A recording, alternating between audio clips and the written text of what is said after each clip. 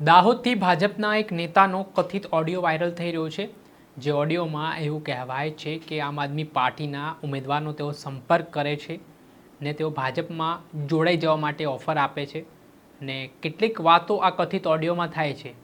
જોકે જ્યારે અમે આ મામલે જે કથિત ઓડિયો જેમનો વાયરલ થયો છે ભાજપના નેતા ભરત વાખડા તેમની સાથે વાતચીત કરી ત્યારે તેમણે કહ્યું કે તેમનો આ ફેક ઓડિયો ચલાવવામાં આવી રહ્યો છે અને લોકોને ભ્રમિત કરવામાં આવી રહ્યા છે. સાથે જ તેમણે ચેલેન્જ આપતા શું કહ્યું વિગતે વાત કરીએ. વૈષ્ણવજન તો તેને કહીએ જે પીડ પરાઈ જાનાને રે. દર્શક મિત્રો, નવજીવન ન્યૂઝમાં આપનું સ્વાગત છે. હું છું ફૈઝાન. હાલ એક કથિત ઓડિયો ભાજપના નેતાનો વાયરલ થઈ રહ્યો છે, જે કથિત ઓડિયોમાં કહેવામાં આવી રહ્યું છે કે તું આમ આદમી પાર્ટીમાંથી ભારતીય જનતા પાર્ટીમાં જોડાઈ જા, તને પૈસા આપવામાં આવશે, સાથે તારા બધા કામો આગામી સમયમાં પાર પણ પડી હશે. આ પ્રકારની વાત આ સંવાદમાં થઈ રહી છે. આમાં દાવો કરાઈ રહ્યો છે કે આ કથિત ઓડિયોમાં ભાજપના નેતા ભરત વાખડા, જેઓએ 3 પાર્ટીમાંથી મેન્ડેટ ભર્યું હતું, તેઓ છે ને સામે આમ આદમી પાર્ટીનો જીતેલો ઉમેદવાર છે. જોકે અત્યારે તાલુકા પંચાયતની બેઠક ઉપર બહુ જબરજસ્ત ફાઇટ ચાલી રહી છે ને ગમે એની તાલુકા પંચાયત બની શકે છે. કહી ના શકાય, આમ આદમી પાર્ટી અને ભાજપ વચ્ચેનો આ સીધો જંગ છે. ત્યારે આ વચ્ચે ભરત વાખડાએ પોતાની સ્પષ્ટતા કરી છે અને આ કથિત ઓડિયોને તેમણે પાયા વિહોણો ગણાવ્યો છે. તેમણે કહ્યું છે કે તેમનો આ ફેક ઓડિયો છે તે કેટલાક જે તેમના વિરોધીઓ છે તેમના દ્વારા ચલાવવામાં આવી રહ્યો છે. તેમની કોઈ પણ પ્રકારની વાત છે તે આ પ્રકારની થઈ જ નથી. તેઓ કયા વ્યક્તિ સામે છે તેમને ઓળખતા પણ નથી ને આ પ્રકારના ઓડિયો ચલાવનાર સામે તેમણે કાયદેસરની કાર્યવાહીની વાત કરી છે. તો વર્ષે 15 થી 20-25 લાખ રૂપિયા ગ્રાન્ટ વાપરવા મળશે ને, તો તમે 5 વર્ષની અંદર કેટલા પૈસા કમાવો? અને આ કદાચ અમે નથી ભણવાના, અમે 3-4 જોડે વાત ચાલુ જ છે, બરાબર?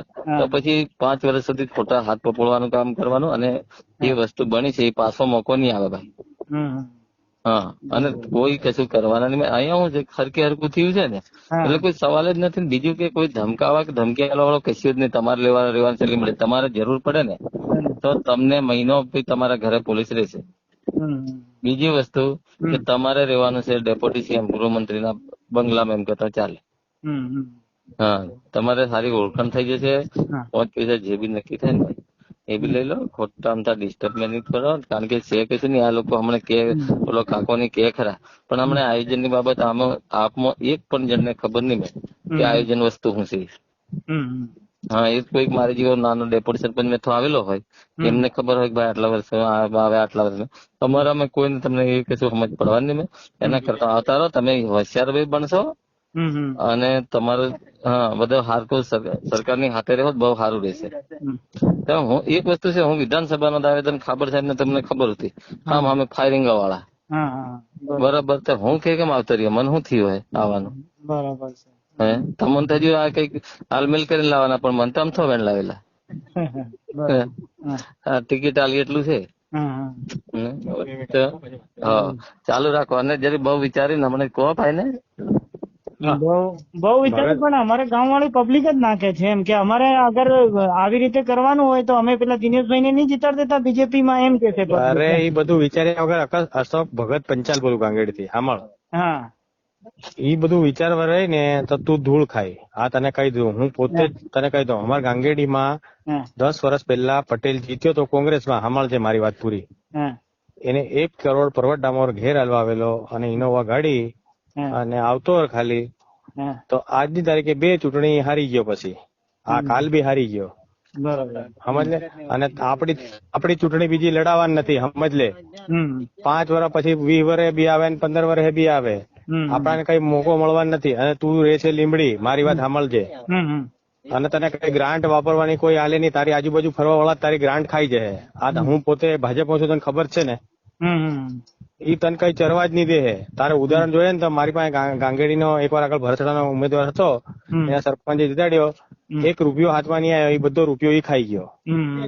હા, એટલે હું તને ઈ જ કઉ છું, સમજી વિચારીને કામ કર લે. આજે હા કે આ વસ્તુ ના પૈસા અને તને લઈ હદી લે. હું કોઈ વિચારે નથી. ઈ ગામ વાળા કઈ બી નથી હાલવા આવવાના તને. તું અમારી વાત સાંભળ. તું કઈ ગામ માં રહે? તો લીમડી રે ગાંડા. તારે હું એટલે જ પણ તો બી તો ગામવાળાએ ચાહ્યા ને મને અરે ચાહવાનું કઈ નહીં મળે, વાવાઝોડામાં જીતી જવાય. તું ચાહવાની વાત મત કરે, ચાહવાનું કોઈ નહીં ચાહે. પછી સાંભળ, તું 5 વર્ષ પછી તને કોઈ નહીં ચાહે, સમજી લેજે. એ ચાહવાની વાત કરે જ નથી. આ ચાહવાની વાત અમારા ગામવાળો જ કરતો હતો. 1 કરોડમાં મને લોકોએ વોટ આલ્યા, નામ નથી. આજની તારીખે ધૂળ ધાણી કઈ નહીં મળે.